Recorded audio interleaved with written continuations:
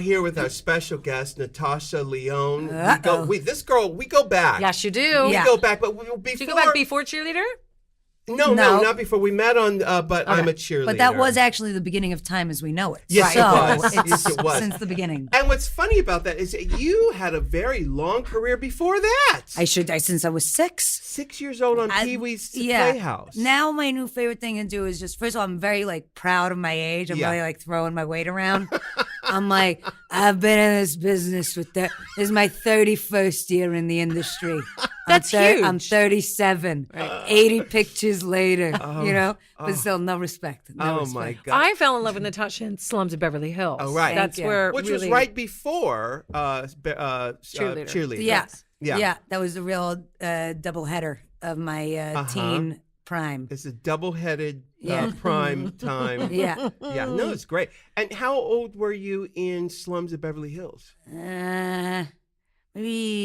Maybe barely 18. There was a Woody Allen movie before that. Right. Everybody Says I Love You? Yeah, and that's what I was 16 in that. Wow. Pee-wee's Playhouse before that was the big deal. Yeah. I'm still most proud of. That was I was 6 years old maybe. Unbelievable. And then by Cheerleader, I was probably maybe 19. Right. And so how did your parents know, okay, this kid's got it? By the way, that's my dog, Root Beer. She's just... Root Beer! Yes. Yeah. The thing is she's a chain smoker. And and I try to stop her. I get her so much help. She's got patches. I mean, speaking of parents, she should probably smoke American Spirit. Yeah. I've been trying to convince her, and I've been trying to get her on the patch and also... just little lozenges and stuff, right. The gum Nicorette. she likes. Yeah. What did you call me? Root Beer is a really good name. Root Beer is a good, because when you're out and you're about and you've got Root Beer, you don't have to say it. You don't have to work your mouth too hard. That's what I like. Yeah, I don't like to work. I don't Root want to Beer. work my mouth too hard. Do you know what I mean? Tell me about I'm it. like, well, what is this? A free ride? So. Root Beer. But she's a kidnap victim, so I didn't even name her. I don't want to take credit for it. Dave Ransone. So and he named her. There's this great actor, James Ransone. I call him PJ. And I've never asked him why. I don't want to know. We're not that close. And I'm like, why do we call you this? We just all do. And his brother Dave would always have me have me dog sit right when she was a puppy. And finally I was just like a weeping child when he asked for her back. I was like, we're so close. I can't do it. I bought him a pair of Chihuahuas that he wanted. They were whatever, healthy, whatever they are. And she's a Bichon? Is that what is she a Lhasa poodle? What? She is some sort of a poodle blend. Now, Michelle, did I say that right? Bichon? Is that a name? Bichon Frisé. Bichon Frisé. Yeah, but sound like she a looks douche like when a you say that Bichon, name. right? No? No, she looks more like a poodle Lhasa Apso mixture. I always thought she was a Shih Tzu. No, keep going. Name more types of dogs, please, just in general. I'm not even talking about this dog. I just like this game. As long as this game on, I just want to hear how many dogs you know. I know so fucking many. I was obsessed with dog breeds as a kid. Yeah, no, you're so a big dog lady. Yes. You are. I love that game where you play list and so you just have to say name 5 breeds of dog. And if you name 5, he names 5. And if you and I do the same one, like a Bichon, it cancels it out. It's a ghetto form of categories. You just need a piece of paper, a timer, and a pencil. Now, these were the good old days. Yes. Okay, back when we met, we would sit for hours on something. Nobody had a cell phone. I know, right? All we could do was play imaginary memory games. Oh, I worked with Jamie Babbitt, the director of But I'm a Cheerleader, just about 6 months ago on a Netflix show that I'm on called Lady Boss. Lady Girl Boss. Well, we keep calling it Lady Boss. Girl Boss. Yeah. Yeah, because you've got a new Netflix movie called something about a girlfriend. Yeah, with Bob. Girlfriend's Day. Bob Odenkirk wrote it. Yes. Yeah. Tell me, so this Netflix says, we love this girl. We want to put her in everything. She's made us. She's put us on the map with Orange is the New Black. I get that email constantly. And it's just, I'm like, you guys, take it easy. In that case, it was very nice. Bob just was like, will you come be in this? I'm in the movie for one scene. And it's, but obviously I'm a huge fan of his. I mean, he's so brilliant. Yes. And I think that what's great about that place is, I'm sure you're experiencing, is, that they're so into creators. So it becomes like a very warm place to work. And so all your favorite people start turning up. Like, I'm not surprised to hear that you're over there. And they've really like found a way to kind of, you know, in a weird way, it's almost like the rebirth of the independent movie a little bit. Yeah. You know, It like is, yeah. when you would sort of, I remember in the 90s, it was kind of like, oh, and this person's in it and that person, and it was sort of, just I think that's very exciting. It's like it's the a wild great thing frontier. to be a part of. Yeah. You know, it's amazing. Now, you guys, you're on your 3rd season of Orange is the New Black? Not only that, but we're about to start, I just realized, I think our fucking 6th season. What? 6? What? I think season That's 5 it's is about weird to come math. out. Yeah, season 5 is about to come out. Season 5 Correct. is about to come out, right? Yeah. In the summer, Yeah. like it always does. I Yes. don't know when. I don't know anything about it. It's so secretive, even I'm not allowed to read the scripts. I Really? get there, it's just cue cards, and the other cast members have to hold them for each other and make sure that. And there's very little eye contact because you have to look above, you know what I mean? You're not allowed to actually. So secretive. Yeah. And people are dying right and left. Anybody says anything, and they get sent to Max. You get spoiler. You go to Max. You go to Max. And so season 5 comes out some unknown time this summer, and which is rapidly upon us. Yeah. And then within one day, everybody that's a fan of the show will have watched the entire thing. Correct. And be saying, when does the next season Right. come Yes. out? Right. And we'll say 1 year from today. Yeah. Right. Yeah. Control yourself. And so we're entering season 6 Yeah. already. Do you watch television yourself? A fair amount, sure. Oh, like what do you watch? Oh, we got treats here. Look at here. No. This is I got water. Portos. What is that cake? It's all cake. Oh, hi guys. We've got And cake from. Oh, look at this. Is pastries. that papaya thing that you? What is this? I don't know what that a is. Fatima? Guava? I don't know. Now, Aaron. Portos is a place here in Los Angeles, and maybe in other. A Cuban bakery. It's a Cuban bakery. Yes. And I'd like one of those waters. Thank you. lovely. Look at all these gentlemen. I brought was us born stuff. in a Cuban bakery. There you go. Where are you from? New York. New York City. Yeah. And I just read something that your father was a boxing promoter. Yeah. I'll take you back. So I guess he was some sort of a character, is a straighty fellow who is now no longer with us. He And so went to Paris. He went on to Paris. He went on to the permanent Paris in the sky, and so he was. They were both religious people. They both Really? came from religious families, I should say. There was on my mother's side, they had been Holocaust survivors, and zany times we're living in. Oh my Hey. gosh, a laugh riot. I mean, it's a good segue these days. You know, speaking of Auschwitz, modern times, and so my mother had come from Hungarian Holocaust survivor. She was actually born in Paris, which is how I get away with sort of claiming some Frenchness, and but so they were sort of religious that way, but European kind of religious and more vague. My father's side, they were Orthodox Brooklyn Jews and real, like, you know, New York Jews. And he was kind of the wild one of that. So, like, my mother had big, she's also dead. I didn't murder either of them, just I want to let the that's record good. state. Good. Okay. I just, in case it comes up Well, later. the statute of limitations have probably run out. You know, anyway. I just Yeah. want to be very clear on that, Yeah. if anybody asks. Uh-huh. So my mother had like big red hair, and she was like wanted to be a ballerina, and like her religious parents were like, no, you can't have a life in the arts. And then she meets my father, who had like a long black ponytail, and he would drive like a black Porsche, and he came from this garment district family in Brooklyn, but he was a race car driver and going to be a boxing promoter. And they took on this wild 80s life of like cars and boxing and Lady Cocaine, and which is a new show on Netflix. I love and, that. Yeah. And then I think somewhere in there, they kind of had this fantasy of like show people that was, you know, by proxy, I was the.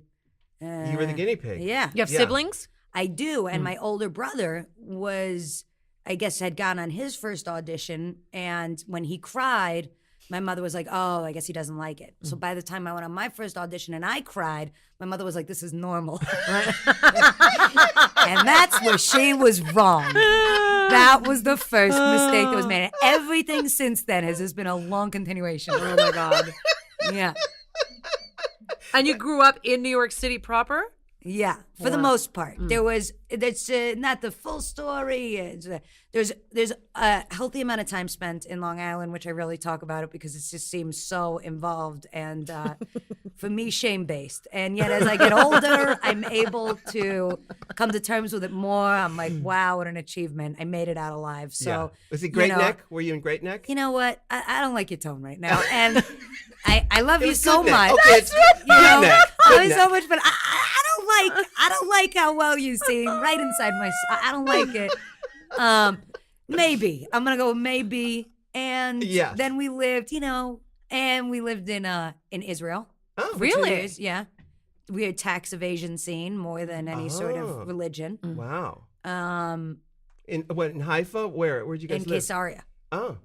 And then around 10 years old, and this whole time I'm doing like weird showbiz gigs. You know, 'cause I'm you not were a 6 on Pee Wee's Playhouse, which is before we go to Israel. So Yeah. by the time we get to Israel now, I'm like, I'm not a child star. I'm like picking up weird, like odd jobs in showbiz. And so I'm doing like movies in Israel for no apparent reason. Like I have a vague memory of a movie I've never seen where I'm in a hot air balloon. And I just remember all day being in a hot air balloon. And that is so weird. It is bizarre. And then by the time I was 10 years old, my mother was like, oh, definitely a divorce. This is for sure. So now we're back in Manhattan, and that's, the rest of the time. So she packs up the kibbutz and you move back to Manhattan. The entire ass. Everybody boards an El Al flight out of there. So you are a child star, but you had real life experiences. I mean, it wasn't just Hollywood. When did you feel like you were a Hollywood actress? What point was that? Well, what's interesting about that in a way is well, first of all, I would say I would define like a Drew Barrymore or Shirley Temple or maybe Christina Ricci even. Like those were to me kind of my competition. No, I mean they were child stars, and I do joke now with like Christina Ricci when we see each other. I'm like, oh man, I remember seeing you at that Addams Family audition. Knowing I was chapped liver. It was over. I guess you guys would have been at the same auditions for everything. But I would say that kind of, and she was getting them, to let the record be clear. I like her very much. It's nice to be like friends now. It's just funny how sort of time works and everybody becomes like a grown up, and suddenly it's like we have a shared history as opposed to.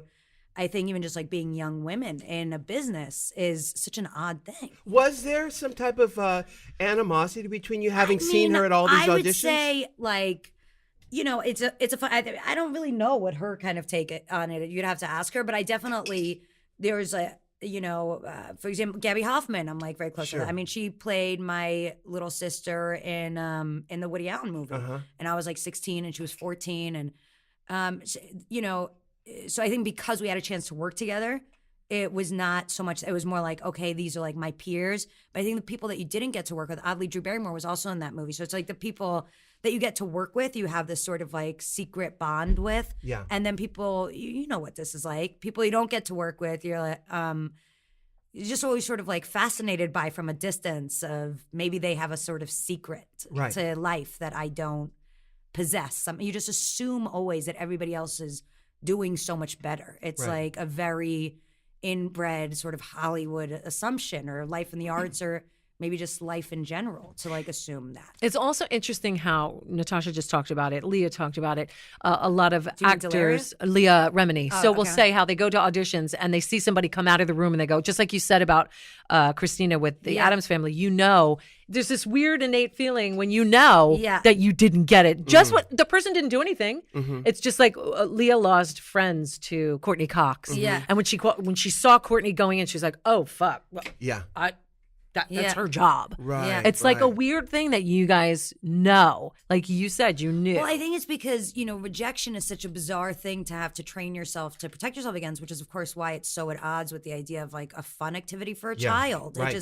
That's why that doesn't align. True, even if you have a kid who's like, like me, I was always like reading like everybody the Wall Street Journal on the Long Island Railroad to entertain them. So I think it would seem like I should be like a show kid. And if we were a gypsy family, I should have been. But so something in there, like if you have to psych yourself up enough to walk into a room where it's like, yeah, and that's right, I am going to get this part. Like in order to have the sort of courage in a way to face that rejection, I think you have to convince yourself that you might get the part. And then the reality that like other people exist. Yeah. It's also a weird dance with what is imagination and the ability to kind of create in like limited time an alternate reality where you are not even living as that character for like, a few months, and here's Daniel Day-Lewis preparing for a year.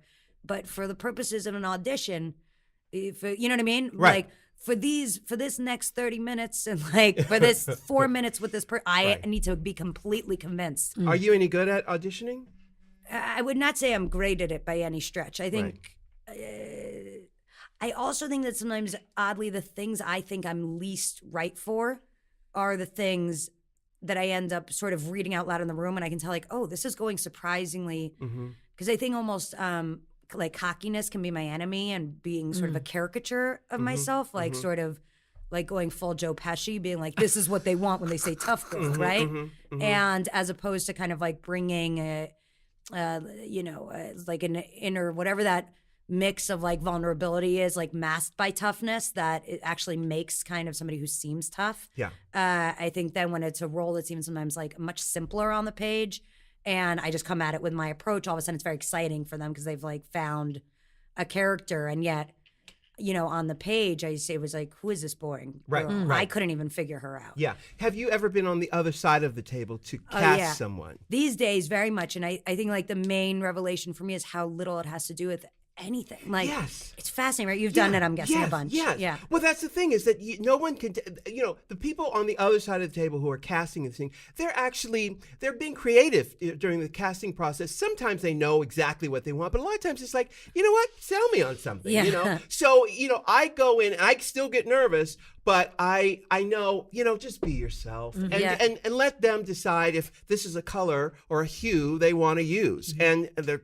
all beautiful colors, baby. But the truth is, they might think, oh, yes, purple. I want to do purple. Which is much better that way, at least for my ego, and I'm sure a lot of psyches out there, instead of saying I wasn't good enough. They didn't want that. Right. That just wasn't what they wanted. And they may want you for something else. I did something last week, and they called back and said, they don't want you for this, but they liked you and they liked what you were doing. They want to use you for this over here, which happens a lot. Happens a lot, and it's a great, just not in acting. It's actually in life. Yeah. It's a great philosophy for life. We got Natasha Lyonne here. We're going to take a quick break, and we shall be right back. Michelle, making a website has never been easier than with Squarespace. Amen, baby. I think you know that too. Yeah. And all of our lovely listeners out there know it too. You can make a gorgeous website in minutes using their beautiful templates and what we talk about all the time, the simplistic drag and drop platform, because it is that easy. So easy. Like a death drop. Well, I don't know how easy that one is. Not for us, but for the kids out there. Yes. The same kids that are doing these great websites, you guys, and we love seeing them. So make sure you send them over to RuPaulPodcast@gmail.com, because we look at all of those beautiful websites that you created on Squarespace. It's so encouraging. Hey, and listen, when you go to squarespace.com and you're ready to purchase a plan, you can get 10% off with the offer code RU. That's squarespace.com, offer code RU. We've got Natasha Lyonne here. Now, she and I worked together on But I'm a Cheerleader. Which was such a great movie. It is such a so great, before its time. It is. People are obsessed with that movie. Once a week, someone says, I didn't know you were, I saw you in But I'm a Cheerleader. Do you have the same experience with that? What, of the movies you've made, what are the movies that people go, oh my God, I loved you in so-and-so? Well, what's interesting about that one is it seemed to have had an actual impact on people's lives in a very different way, and in a way that's, so surprising given like seeing it now. I saw it not too long ago. Peaches Christ did one of these like screenings at the Castro Theater in San Francisco, and there was a whole But I'm a Cheerleader drag show, and it was really fun. Did you ever get to see the musical? No. There was a musical. I saw it in New York, and John Rich was in it. I think Jamie Babbitt may have been there, but someone took me to a musical version of that show. Yeah. Well, then Jamie was there that night with me also in San Francisco, and it was very, I think, sort of like life affirming for us. I'm just holy cow, like this movie is really a cult thing, and but then you see it and it's like on 35 millimeter, and I mean you may as well be watching Female Trouble or something. It is such a John Waters movie. It really is like so bright and kind of imperfect and just has so much heart. First of all, Divine, hands down, is my favorite actress. I mean, maybe Susan Terrell or something, but like, you know, like fucking do something. Like entertain me. I mean, Jesus Christ, like anything Divine does is riveting and a blast as opposed to whatever this like naturalism disease that people have caught is of like mumblecore, like, okay, congratulations. I hope you win an Academy Award. I wish you the best of luck in your career. Why do I have to fucking watch this?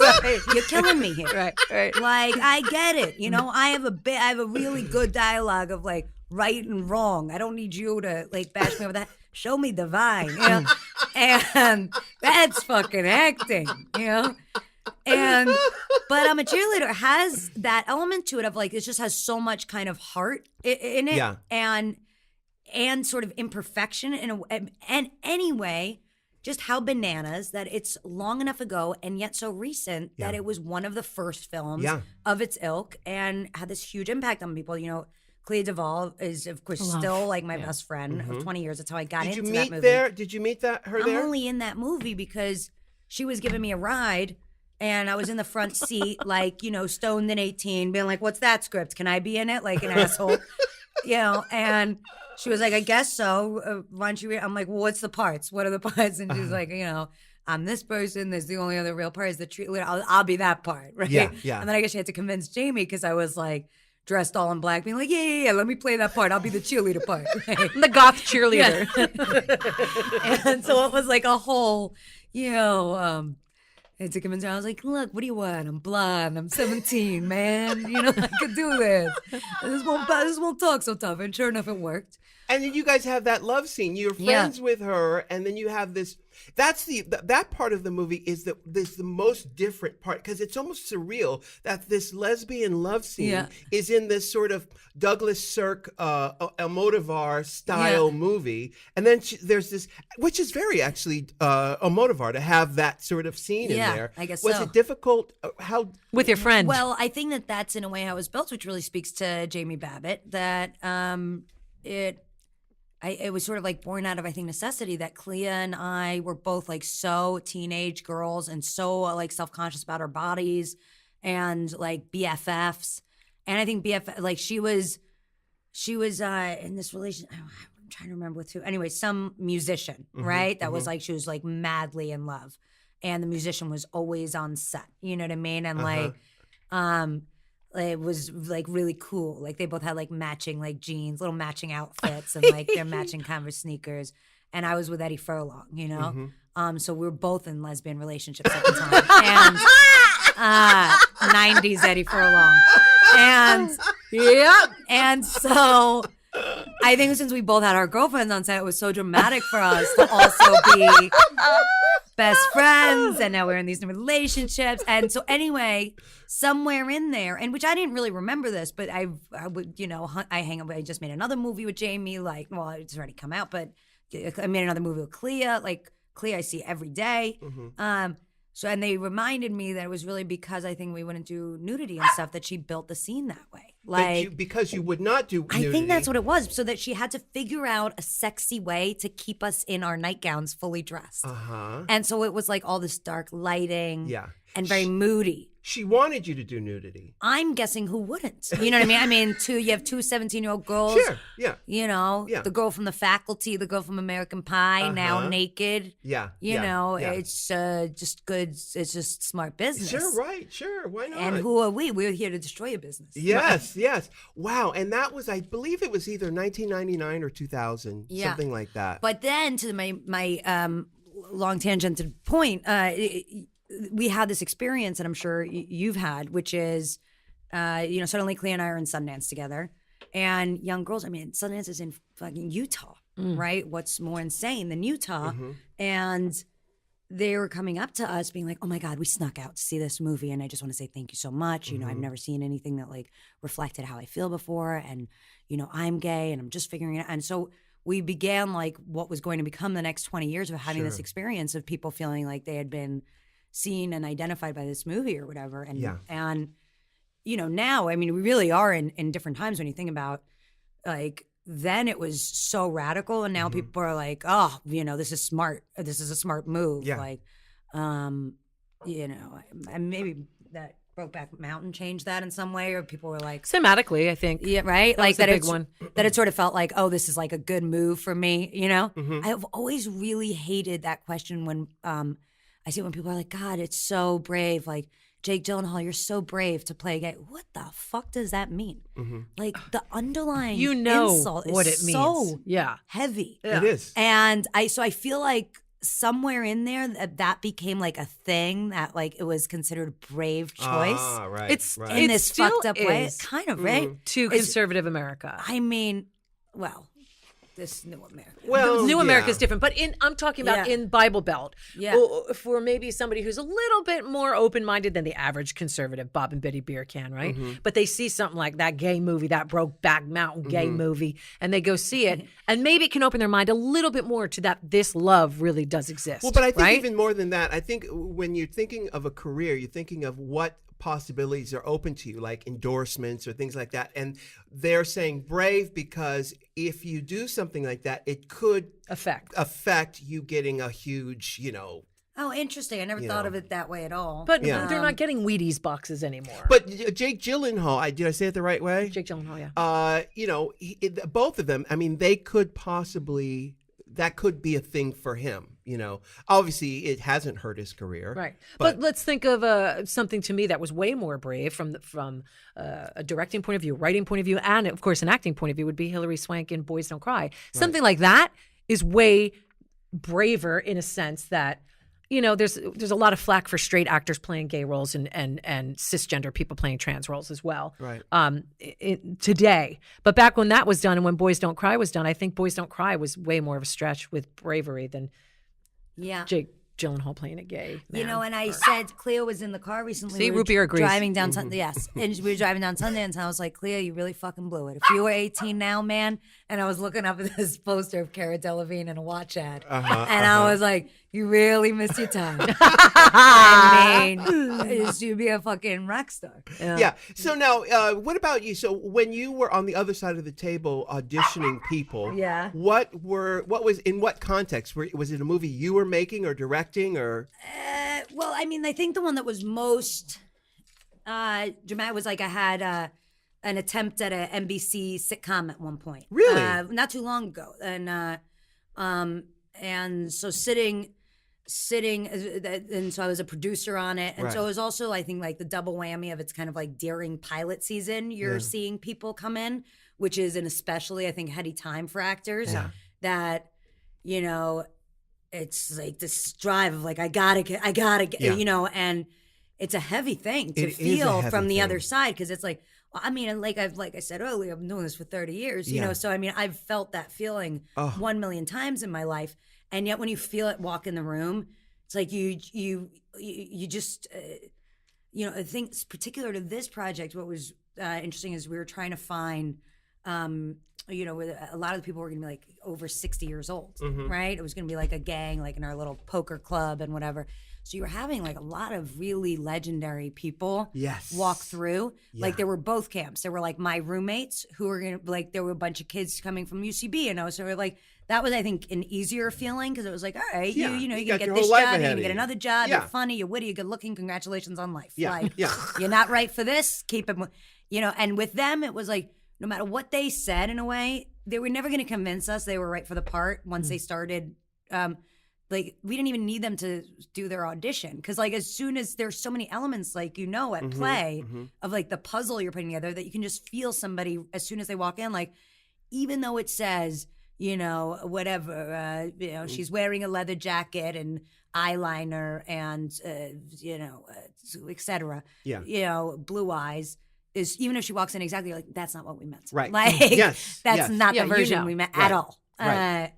And so that was one thing, but then but when some legendary actor exactly like then John Rubinstein, do you know that guy John Rubinstein? He was on the TV show. I went to temple with him. Well, yeah, he was on that TV show Family, and if you saw him, you go, "Oh, that guy." I went to an audition with him, and I was like, "Why are we auditioning? This guy's here. He's here." And I actually went to audition and I saw Ernie Hudson. I was like, okay, well, here's Ernie Hudson. Give him the job. But neither one of those people I didn't get the job, and neither one of them got the job. And it's like, oh, right.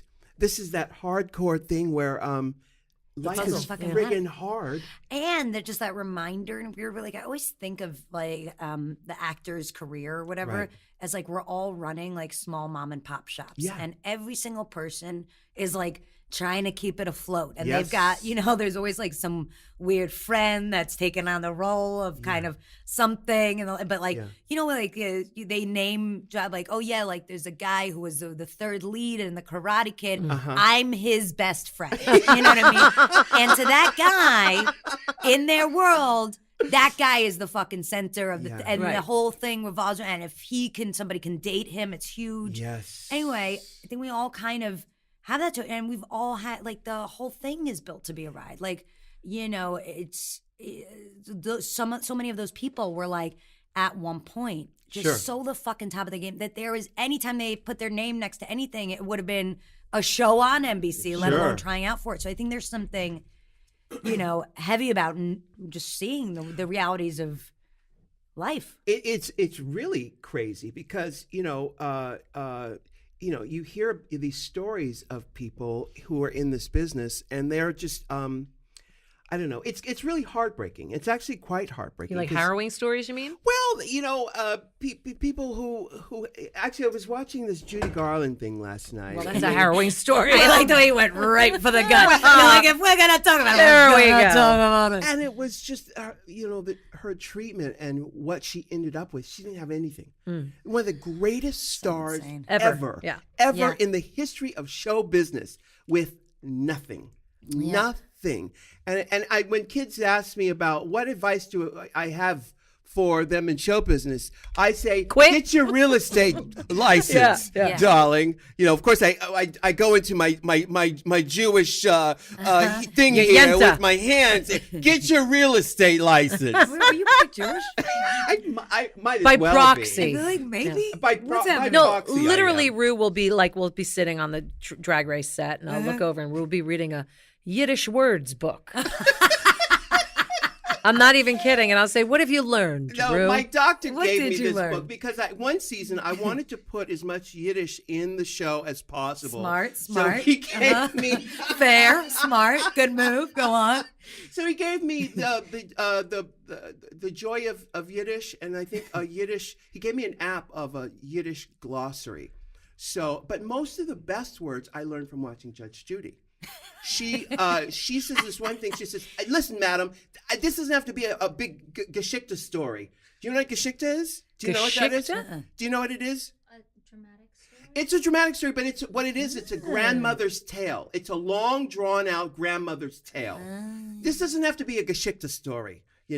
Which is pretty brilliant. Yeah. And I learned that from Judge Judy. And you learned what a mikvah bath was today. A mikvah bath. Sorry. Yeah, I did. That's the one piece of information we was dying to have. Oh, finally, I know what a mikvah bath is. Now we could go take one. Yeah. No, I love that. I did. I just learned that today, and it's a great concept. I could fit that into a lot of conversations. Yes, you can. Excuse me. I got to go take a mikvah. Exactly. Because I used to say, there's a running joke with George and I, which is like to get out of a long conversation. He's like, listen, I'm sorry, but I've got to return this tape to Blockbuster. It's The Princess Bride. They've been waiting for. So now I can just say, listen, I'm sorry, I'm late for my mikvah. Yes. I gotta go. Yes. Oh my On that note, we're gonna take a real quick break, but we'll be right back with Natasha Lyonne. Gotta go douche before my mikvah. Sorry.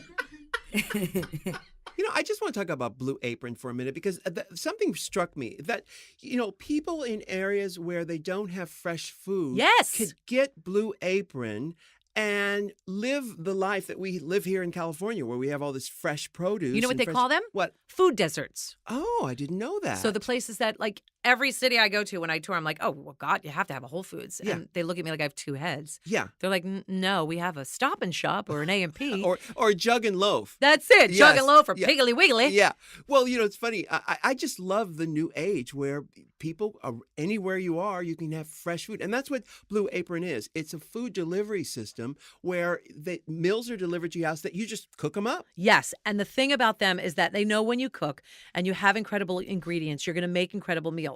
So they set the highest quality standards for their community. They have 150 artisanal suppliers, family-run farms, fisheries, ranchers. They know where everything comes from. So they're not going, oh, I'll buy this from, like, they know where everything It is. doesn't get fresher than that. Exactly. And that everything is sustainable. And like we said earlier, they deliver to 99% of the U.S. So if you're in a place that you're thinking, but I don't have the money or I don't have that kind of a grocery store, I can't do those healthy recipes, you can with Blue Apron. That is so fantastic. And you guys, I'm about to knock your socks off. Less than $10 per meal. Oh, come on, get out. Less than $10 How do they per do meal. that? Because they have their own community. I see. And they do everything in-house, and they know where everything is and how everything's being done and raised and planted. They can do it at a more cost-effective product. Thank you. You just watched me struggle there, didn't you? Yes. You guys, and also it's free delivery. That's incredible. It really is incredible. Variety, tons. New recipes are created weekly, not repeated within a year. The best thing about that, let me say, you might go, well, what if I like something and I want to have it again? Yeah. I thought the same thing. And then I went, dingbat, you get a recipe card. Because then if you love it that much and it's not coming back for a year, go take the recipe card to the supermarket and make it again. Wow. That I have a stack of the recipes from Blue Apron. Listen, promise me the next time you make a meal, send me a picture. I want to see how delicious it looks. Got it. Each meal comes with a step-by-step, easy-to-follow recipe card, pre-proportioned ingredients that can be prepared in 40 minutes or less, you guys. Check out this week's menu, and you get your first 3 meals free. Yeah, free. And free shipping. Everything's free. I love it. Go to blueapron.com/Ru. That's blueapron.com/RU. Blue Apron, a better way to cook. We are back with Natasha Lyonne. We're talking life. We're talking show business. This kid has been in show business for 30 years. We're doing it all in Yiddish. And we're doing it all in Yiddish. It's wall-to-wall Yiddish. It's crazy. But, you've had an incredible career. You're on a career high right now. But in between there like with all careers, there have been some ups and downs. And for a minute, we didn't know if you were going to come back at one point. No. Do you want to talk about that at all? I mean, not. What's wild about it is it's honestly getting to be long enough that it's kind of, it's just. I mean, more than any, I just can't believe that things turned out okay. I really can't believe, and I can't believe that it's all getting to be so long ago. That it's like not the big news of like my story anymore. But I have like no. You continue to work. Yeah, but I've like no. I think it's look. You're sort of robbed in a way of the ability to have a private story if you're really in this business. And and I was a drug addict, and there was like a lot of sort of ink around it. Though not that much, not by today's standards. I mean, these poor kids that like. Thank God I fucking missed the internet of like the fall from grace. Yeah, I mean that's very. The pictures would have been some of them. I wish I had of like I have like no really solid paparazzi. Here I am like with my walking stick and because I was up to semantics and I feel like the zero paparazzi. I feel like when I really look back, actually, so little was captured. Of no, that it's all time. things that we read about. We didn't see pictures. They were all when we were your age, listener, there was a thing called Page 6, and it was the only place things existed, and we all bought it like hotcakes. We believed it. There was nothing. It was our Bible. These days. Oh my God! No, I can't imagine. I cannot imagine being and the turnover is so fast. Oh, every day because it's such a hungry beast. The whole paparazzi thing, and people are in and out. But what do you attribute your ability to bounce back? Was it just fate, or was it something that you did? I think that often people don't. Hey, I'm sure you know this to a degree. It's like just life in general is like hard work. You know, It's really becoming hard a work. grown up in general, and like, you know, here's a little backstory. Okay, these are some, you know, fucked up parents, and you know, your showbiz kid. I mean, that stuff is all very sort of by the book, almost like a stereotype of how you create a fucked up person, and like, or a self-destructive person anyway. Right. And you know, I just think that then the whole business of becoming a grown-up is hard enough in the first place. But once you have like a series of really bad self-destructive habits, I mean, I see myself still with cigarettes. It's like, it's out of control. Do you still smoke? Oh, yeah. And it's like one of those things, I mean, it's so visibly bad for you. Yeah. And yet, you know, it's just like, like addiction is Addiction is addiction. basically. 100%. You know what I mean? There's nothing logical about it. No part of me wants to still smoke, but it's just like, how much work am I really willing to put in And you have to. not be a smoker? You have to. Like, that's the bottom line. Is it really? So I think a lot of the times when, you know, people try to like, you know, go away for 28 days or something and be like, now I should be better. It's like, of course, there's no way it's going to really happen. I mean, I wish you luck. I hope that it does. But like, it really is, it's like, it takes a lot of work every day. It's a commitment. I'm glad you Yeah. brought that up because, you know, I think where we are today in this world, I think the logical next step in the conversation, the dialogue, has to be about that other side of us. Now, there's the person that we present to the public and that we're cleaned up and I brushed my hair or wig or whatever. And then there's the part of me that is the self-loathing or the self-destructive part that I actually need to have a dialogue with, that I need to bring into the room and say, okay, listen, come up here and let's talk about this thing. Because I've said this in this podcast, my smoking thing really had to do with, and I smoked for 30 years, had to do with putting a wall around me and having a sanctioned sort of meditation period where I said, listen, excuse me, I'm going to go for 10 minutes, breathe deeply, and smoke. Yeah. And then I can come back and I can deal with this, which is all lovely. But why do I need that time out? Why can't I process that thing in the moment? And you can. And I do now. But the dialogue with the sort of the yin of your yang, the other, your twin, or what in that movie, the Golden Shower, no, the Golden something. My favorite film. Yeah, each person has a demon that takes the Nicole Kidman. Oh, the Golden Compass. Yes. Yeah. Everybody has a demon that walks with them, and it takes root on the beer. shape. Root beer is your demon. Let's sit root beer down and talk to root beer face to face. Say what's really going on. Yeah. You know. Do you know what I'm saying? Oh, I not only that, but I mean, I identify with your justification for smoking, like bingo, dead on. I mean, like this is.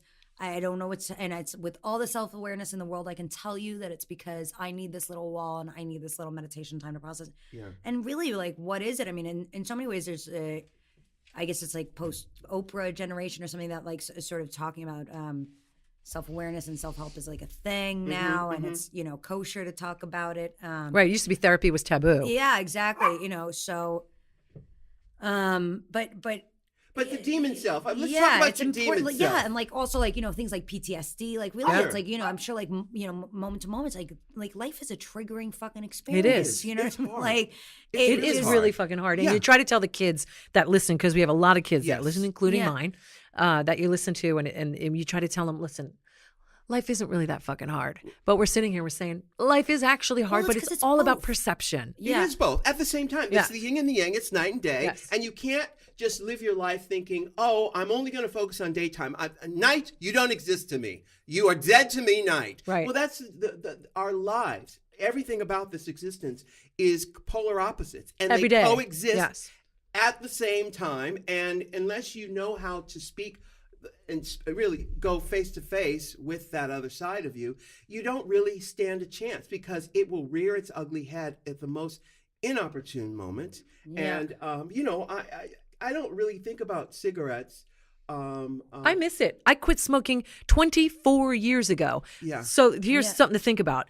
I made peace with the fact that I'm never going to stop missing it. Yeah. The difference is physically, I don't really. What I missed was, and we always said, smokers, ex-smokers would always say, cigarettes calm me down. Cigarettes physically do the opposite. They're a stimulant. There's but we caffeine always, in it, so we always used it, and we say it calms us down, but really it didn't calm us down. It was here psychologically. Yeah, but see, I'm talking the breathing thing though, the Yes. deep breath. Yes. That does calm you down. Correct, you but can not do when that you're without a cigarette. Thank you. So how did you quit? You know what? I just I quit. had enough. Yeah. I had it officially. Yes. You know what I had? I had it. Yes. Yeah. 30 years. I started smoking when I was 14 years old. And I just, I realized. You didn't quit till you were 44? Yeah. Just decided in this moment, listeners, that that's when I'll quit. Mark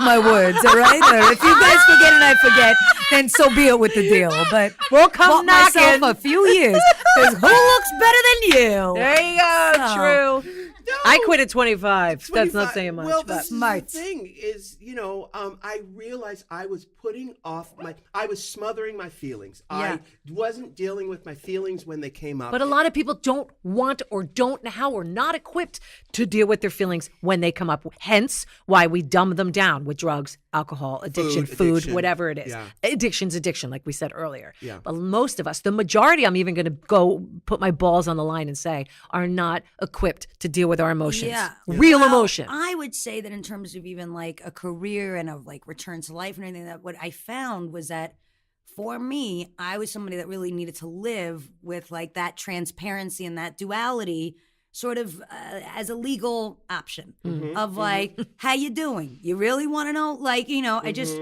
and just being sort of like, and then being naturally kind of, the jobs that started coming out, I mean, nobody knew that Orange is the New Black was going to be a hit show by any stretch. It was like nobody had ever heard of this internet channel. And that ended up being this really safe environment. It was all these women. It was Genji. And everybody was like allowed to really talk about how they feel. Nobody was really wearing makeup. It became a very like safe environment to exist in both places of like darkness and light. And it sort of, I think, became an extension of this is the only way to kind of really survive is to be very, self-forgiving around that duality rather than kind of trying to hide one side of self constantly. Like I was never good with manners and, small talk and like politeness anyway. So I just found that it was very useful to try to like find other projects that kind of wanted that full person rather than, and I think it was actually my own false ideas of this, I think I had my own false ideas about what I thought it meant to be like successful in the world, kind of that you were supposed to be like a certain kind of a girl anyway. I think that nobody really actually wanted that, but for some reason it's just in the I don't like that culture. fitting into socio-normative stuff. Yeah, but I anyway. think just like letting go of kind of all of that, like now I notice I can like actually get out of the house quickly. Yeah. Like shit that I just could not. I mean, it's been like that for several years at this point, but really like letting go of a lot of that kind of shit. Like it's okay to be yourself, basically, is like the big revelation of how to manufacture like a healthier life. Do you ever feel that with a role that you are so invested in it, or that you let yourself go so far into that you may never come back? Is that ever a fear where you don't want to let yourself go that far? Yeah. I mean, sure. How much? Do you mean like overeating? Well- No, I'm sorry, I'm just a bad actor. No, but But even your character delving into what she deals with on Yeah. Orange is the New Black. How far Yeah, are you willing to go? I mean, well, I would as an say addict. with that stuff, anyway, I would just want to say one note on it is like what's so intense about what's happening right now in our world is I think that if like the only way that you can like successfully be sort of happy participant in life, and happy is obviously overrated, but a participant in life without being full of self-loathing is to sort of be at peace with some version of yourself. The idea that there's so much kind of pressure right now to basically say, let's criminalize anything, that we have defined as other is what's so terrifying about that. Because it just means like the, torture and it's just a really, it's just a devastating proposition, because you just know how many I mean, it's just like bodies are piling up, you know, just it's right away. It's cyclical, though, because what happens is people forget. You know, in Orwell's Animal Farm, the jux of the story is just that people forgot. They forgot why they had revolution in the first place. You know, everybody became so lax, and we got Obama. It's like, oh, everything's cool. But we forgot. You know, in Jewish culture, you know, you have to teach the children what happened so we don't forget and don't have the exact same thing happen again. Yeah, which is... No comment. Which you know, is what's happening right now. I mean, is that we've allowed these kids to not understand how fragile equality is and being conscious of other people. So it's a very screwed up time. But you know what? We will learn the hard way. You know, it's easy to intellectualize this stuff, but unfortunately, people have to learn on an emotional level over and over again. And the bodies will pile up. And we saw this coming. You know, once we lived through it the last time, we saw what's happening. What are you going to do? I don't know. I'm mad as hell. I know that much. Yeah. I'm trying to do as much as I can, but you know, There is no answer to answer that. There is no answer. We're just all sitting back and going, what's going on? Yeah. Why is this? Where is the collective consciousness? Yeah. Well, I mean, and that's what's so crazy is, of course, like, you know, we all kind of like follow each other on Twitter, and that's so exciting. But so you know, all that shit about like the echo chamber of like, it feels, you know, like there's on the one hand a real sense of that there is a consciousness happening, and that we are all, and then there's just the reality of what's happening is so at odds with that it's. Yeah. You know, and I mean, I guess people really are working pretty hard. I mean, thank God for like ACLU and Planned Parenthood and all like Trevor Project and all this stuff.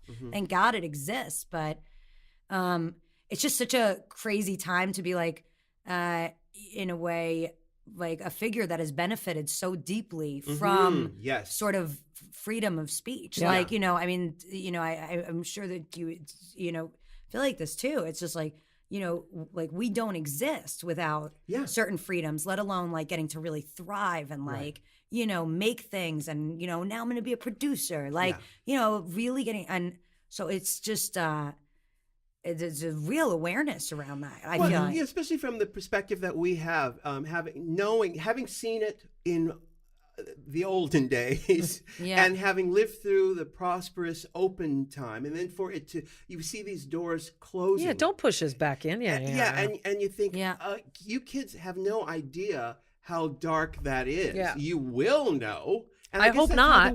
That's how the world works. People forget. That's why that book is so brilliant. The Animal Farm. People forget, and I'm thinking, oh God, I've been on the planet long enough for it to go back around the cycle again. But it's not supposed to happen that way. There's some crazy axis shift that we've talked about before that is not normal. Yeah, it's not normal. Wait, what is this? And the Earth is off its axis. Yeah, it's just some crazy let me tell you, paradigm shift going on. I'm telling you, the world is going Michigan. It's my sugar.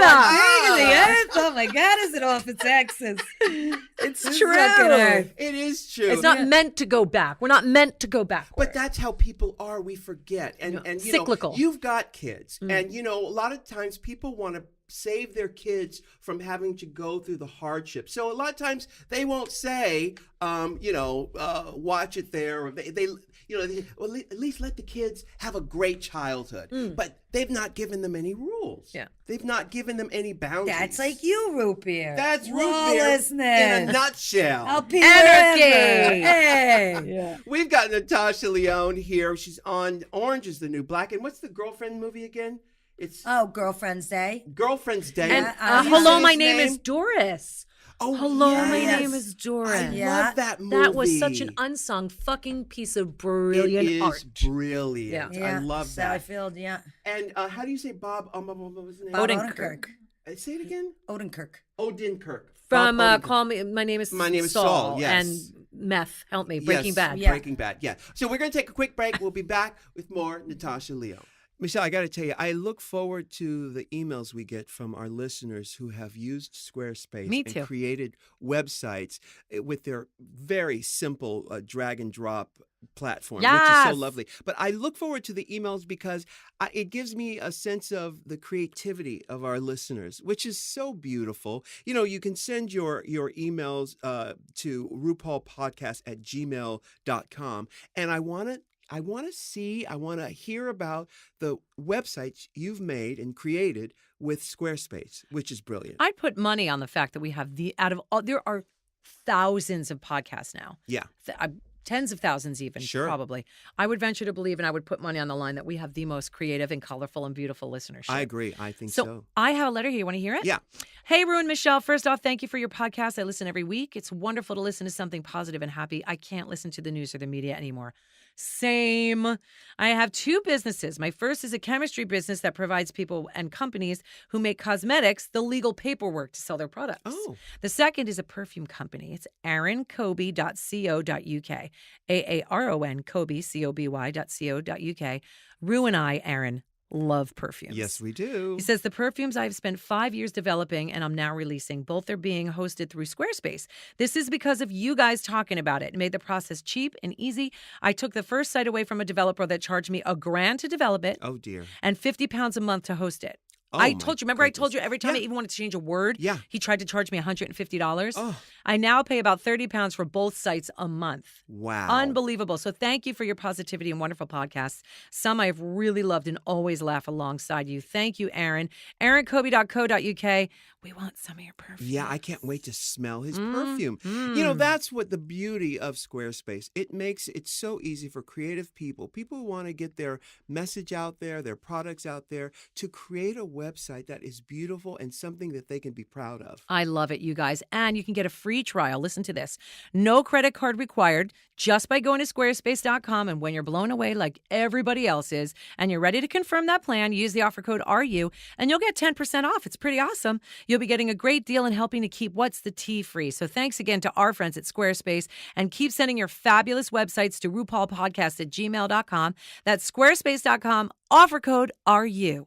We are back with Natasha Lyonne. Oh my God! Now let's just talk about dating, because you are not afraid to date people. Me? You have no problem. Let me tell you something. Dating people. You want to talk about getting too deep in a character? I go so deep. And then you and your mother.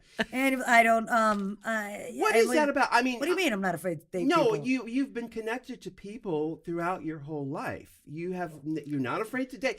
I guess I'm just the weirdo. Are because you? I've been with someone for many years, but I was never the dating kind. Yeah. By Because dating, do you mean fucking? Yeah. Or just dating? But like, just becoming intimate with someone in a way where you see them more than once. Okay, fair You enough. know, where you people scare me. I don't like going and getting naked with people I don't know. Yeah. Well, then Korean spas are out of your It's out future. of the question. Out of the question. But apparently, you have no problem going and getting naked with people. Well, you know, in my own defense, I always think it's going to be a one-night stand. Do you know what I mean? Yeah. And Really? that's always my agenda. And it's not my fault that these things evolve. Keep going. Do you know Just what I leave mean? a little cash on the nightstand. And well, one thing leads to another. You know, suddenly they're buying me sofas. What are you buying me the sofa? Oh, you're moving in. You know. It's, I mean, what is anything? Yeah. Well, Things- you know what I'm saying, though. I I don't really think of myself as like a real dater. a real piece running around Well, you town. went out with Edward Furlong. For how Yeah. long did you date him? I saw you at Sundance with him. I went out there for, go for Armistead. I mean, I'm really, in between, who did I fuck? Let me see. George Clooney. I got George Clooney. I got Antonio Banderas. I hit that. Idris Elba. I got there. I mean, I see your point. All right. That's on me. I totally see what you're saying. I mean, I'm down with that. So we can compare scorecards. Yeah. Difference is mine were usually unemployed with no names. Straight out of prison. Correct. Exactly. Oh, I was just naming the big guns. I was just giving you bold face. You want to talk about the unsung heroes? There we go. My God. Well, no, at the Emmys, I saw you with the guy from Portlandia. Fred, yeah. Fred Fred Armisen. Armisen. Yeah. Yes. And are you still dating him? Yo, yeah. Really? Yeah. She says, my goodness, I had no idea. Yeah. Wow. We were there the year before, too. You're kidding. That's really turning into a grown-up relationship. Wow. Yeah. And what do you attribute? Against all odds. Yeah, well, and what do you, especially with creative people, that's not an easy thing to do. What do you attribute a relationship where you can go to the Emmys twice in a row. What is that about? How do you do that? I mean, he's a special just because, I mean, he's a proper genius, that guy. Yes, he is. So beyond. I don't think I've really had that experience in the house before. Yeah. And so I just think it almost puts him in a category for me more like, my friends in a weird way, like more the way I think of, because, I come from really like a no family. Yeah. And now that I've murdered them all, they're gone. And, the ones that were left. And so for me, it's always been like, like my Clea and like this. And I have like a bunch of, real, because I've been doing this since I'm a kid, it's like friends in the arts. I was an outcast in high school and I think expelled also. And so he kind of, I mean, I had also known him in passing for 15 years, but I think he just sort of became like somebody that I saw more as like one of my like creative friends that I just like love so much, because I have so much like respect for them and their whole trip. Like, people that are in like the arts and sort of, I think especially like those are really like self-made. It's just there's a whole, there's a whole person there. I found that was very helpful for me in this. Is it a mutual admiration? He thinks I'm very stupid. And he tells me every day, a lot of people say that's not healthy in a dynamic. And I say, I'm not going to listen. I've already done. I've done work on myself. You don't know my life. No, I think we have it's a nice thing, you know? How did you get set up? Was it through a friend? Was it on set? Oh, yeah, it was. Yeah, what am I going to tell you all these things? Cut to the end of the story. There we were at the Emmys. Yeah. And he was, what was it? He went as, Frankenstein. Right, and I went as Bride of Frankenstein. And that was so nice, wasn't it? Yeah. Very romantic. That was very nice. That was very nice. Yeah. The year before he was Freddy Krueger. And I had a shredded dress. Yes. Isn't that nice? That's very nice. No, it's very thoughtful. You thought it through. Yeah, he thought it through. What did I do? I was like, all right, I'll get a cape. Well, but you understand. You understand the idea of being vulnerable and how, and especially in this business, everybody expects you to be one way. How could you surprise? What do I not know about you? What are you? Are you like an introvert and you're pretending to be an extrovert? What's the one thing people don't know about you? Yeah, I mean, I do think maybe sometimes people do confuse that. I think I'm like very activated by activity. Like, I'm excited to see you guys. You know what I mean? So all of a sudden I'm active. But left to my own devices, I'm very much like, all I want to do is play the New York Times crossword puzzle, like in a vacuum, ideally chain smoking with like the dog in my lap, like in a room alone. And, and really all I do is like, watch movies and read books and like play music. I don't play any music, but listen to music. Like I like very like basic activities. And I'm really like wired to be, I mean, in many ways, just a drug addict is what I'm describing. Well, But it sounds like my life. You know what I mean? So I think that's really like my ideal resting state. And so I do think that often people are going to be like, let's meet up. And I'm like, for what? Right. Like, is this a business thing? Is this a sex thing? What do you want from me? Yeah. Like, if we're not going to have sex and when this isn't about work, what is this, fucking social hour? Right. Leave me the fuck alone. All I want to do is be alone, Now, what do you But order? once I'm activated, once I leave the house, Sure. suddenly it's like everything is funny. Like there's like life is like there's a bunch of jokes to be made constantly because things are so destroyed. I'm very much that same way. That as soon as I'm like I'm always don't want to leave the house. Well, once I'm out of the house, I run into you on the street. Now I want to hang out and talk to you for 45 minutes. Right. About. No, I run into you at the Elephant Castle on Greenwich. What is that? It's my favorite restaurant. Oh, in the city? Yeah. It's my go-to place because I live over at Perry. I shouldn't say. Sorry, what's the address again?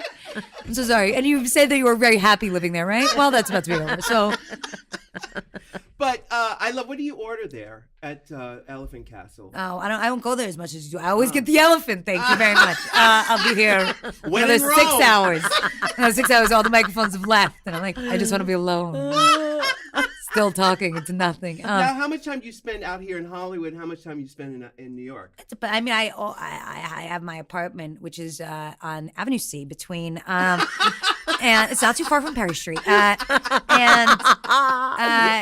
I have only an apartment. Are you in Alphabet City, really? Yeah, I've only ever had a lease in Manhattan. I personally feel that Alphabet City is overkill for my personality and would like to move further uptown. Yeah. Thank you. And so you are in Alphabet City. Yeah. You know, when I first moved to New York, they had only colonized as far as Avenue A. You couldn't go past Avenue A. You could not. Because I lived on Houston, right by. I lived on Mulberry and Houston. So just block, 2 blocks away. Do you live in New York? Not anymore. I grew up there, though. You live here? Yeah. I do. What's the thing I don't know about you guys? Well, no, I think you just described me. I am more to myself than people would imagine. You are. And I will scurry and try to avoid people. And years ago, I think I've told you this, I found my chart online. So they know what date, when I was born, where I was born, and all that kind of stuff. You mean your star chart? My star chart. Oh, God, that's handy. It's very handy. I just happened upon it, and someone had done it. So I read it about every the best, 6 the best. Isn't I mean, they're the crazy? best. I read so it cool. every 6 months, and it always the headline is, Ru, you can have whatever you want if you just leave the house. Get out of the house. You can do whatever. The hard part is getting me out of the house. That's why I work so much, because it gets me out of the house. Yeah. Because I would rather be there reading, watching a movie, doing something with myself rather than. And when George is around, I put all my attention on him. Because he deserves it. Yeah. But I spend all my attention. It also on takes him. it off of you. Yeah, and it also helps that most of the time he lives in another state. Yeah. Yeah. And where does he live? He lives in Wyoming. He has a ranch in Wyoming, and where he makes dressing. Oh, really? That's bad joke. Ranch? Yeah. And I went, hook, line, and sinker. No, everything is the same, and yet ranch dressing is the thing that took me out. So it's a little insight we also did not know that we discovered. A little town called Hidden Valley. So, Michelle, what do people not know about you? Well, they know that you are not a biological woman. They know that. What do people not know about me? Yeah. I don't know. I think there's a part of me that would like to be a recluse and stay at home, because I am a mom. I'm never done cleaning. Yeah. I'm never done getting rid of shit. I'm never done picking up. The thing with me that you've kind of not agreed with the way I live my life over the years. I've known Ru since I was 18, more or less, 18 years old. We met in the nightclubs in New York City. Is I've always lived my life completely openly. Mm-hmm. I don't have any skeletons. I don't have any things that I could divulge pretty much everything. I bet your husband could tell us things about you. Maybe. Maybe he could, because he knows me on a different level. Yeah.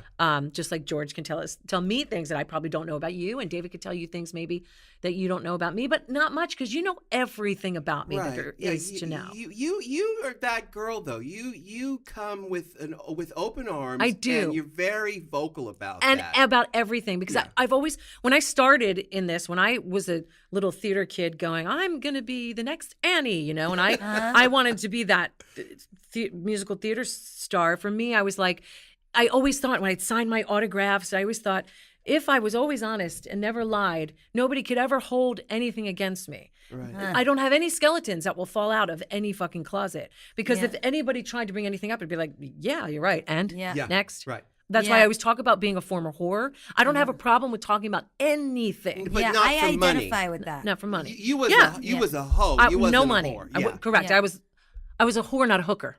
Yeah. No, but you was not a whore. You was a hoe. But a whore, to me, a whore is a whore. A hooker gets paid. Uh-huh. Yeah. A whore, a hoe, same thing. But I don't have a problem. That's who I was. Yeah. Absolutely. Yeah. So I love that. I think that's a very smart approach. And I feel like, thanks. Because it's also, at the end of the day, it's like everybody's got their own bag of rocks. Right. I did not invent that. There's apparently Elaine Stritch's husband used to say that to her. He used to say to her, like, Elaine, everybody's got their own bag of rocks. Yeah. And it's very true. Yeah. Like, once you're kind of like an open person a bit, you discover all of a sudden everybody's got some fucking shenanigans. Sure. And really, it's about like the death of shame in a way. It's kind of like. Like the world is like its last gasp of like, we will fucking shame you. Correct. And everybody's like, now? Yeah. I thought it was about to be over or something. And but there's still, I can't be shamed. But there are things that people can do that can retard your ability to make money. If what you sell is your trustworthiness, people can, put a damper on that. True, but I can't be shamed. No, you can't be shamed. Now, Natasha, I want to ask you, as an actress, we're going to wrap it up with this. What would be the role of a lifetime for you?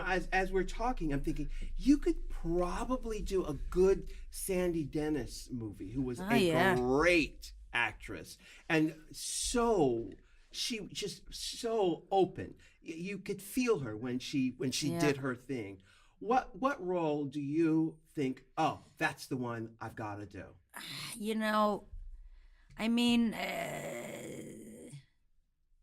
I'm a little bit starting to do them. Like I think a lot of it was always about. Like I always wanted to be like a Philip Marlowe person, like specific to Elliot Gould in The Long Goodbye, and obviously it's sort of the same character as Jack Nicholson in Chinatown. So I think anyway, in general, I always really identified. There were like obvious things along the way, like Janis Joplin, but I guess that's not happening. You know what I mean? Like there are things like that always really I thought would make so much sense as a kid, and now that I'm, I think you'd be a great Janis Joplin. Thank you very much. Tell the people, and to wrap on that. And anyway, I think that really the roles that I identified with, that like now that I have some ability to try to like make roles for myself, right? They're all like male roles. You know what I mean? Yeah. Like they're really. That's what I want. That's what I always identified with, like, where's my fucking taxi driver? And I meant De Niro. I certainly didn't mean, I want to be Sybil Shepherd's part. Right. Well, see, I mean, it's not the best part. Your energy is what you project on screen is that you're smart and that you're not a naive character. So the idea of a private eye would be really good because you're smart and you are smart. I could see you as like you are the female Columbo. Yeah. That's who you are. That's what I'd like to. Something like that. I think I'd like to totally. do. Oh, and root beer is your thing. Yeah, root beer is your medium. Yeah, that is your familiar. Yeah, I mean because there were other things like the Ratso Rizzo was right. on, but then I kind of did it. I recently in some weird movie I made that I love called Anti-Birth. That was very like my Ratso Rizzo. Like I was constantly studying that. And also Denzel Washington at the end of Training Day for other reasons, but I really was. But, I think I like those parts. Like I like those like 70s men. I kind of want my shot at them. Yeah. As you're talking, I'm thinking you would be the great granddaughter or the granddaughter you would call Annie Columbo. Okay, go on. Annie Columbo. And it's a Kara, this is important. No, it's really it actually could work. Yeah. You have some of those mannerisms and it's actually kind of perfect. Annie Columbo. It makes sense. Yeah. Or Beretta. I did a college a film called American Porn Star where I played Anal Annie. They're different. Not typecasting. Not typecasting. It's just different roles. Why not call her Anal Annie Columbo? Then we have a hit. I mean. That's it. You got it. Winner. We lost room. I got you funny bone. Let's get me NBC on that. Get your agent. It's the only network. We're only going network with this one. Might have to go to the CW. Yeah. Just saying. Well, Natasha Lyonne, if you want it, you can get it. You've had an amazing career, and it's only gonna get bigger and better. Oh, anything you want, you got it, kiddo. You've done the hard yards already. Yeah. You've done the hard yards already. You are here to stay. People love you. No, it's the absolute truth. Absolute truth. Love you. Thank you for coming in on our show and bringing root beer. Yay. Root beer's a genius. Seriously. Root beer was the star. Let's the not star let's of this not lie. episode. episode. Yeah. Absolutely. Thank you so much. Of course, you're amazing. You guys. Yeah, well, we have a good time. We over do. here. We do. Good time. All right. So, Michelle. Until next time. Until next time. Bye. Can I get an amen? If you can't love yourself, how in the hell you gonna love somebody else? Can I get an amen? And don't forget to subscribe on iTunes. If you can't love yourself, how in the hell you gonna love somebody else?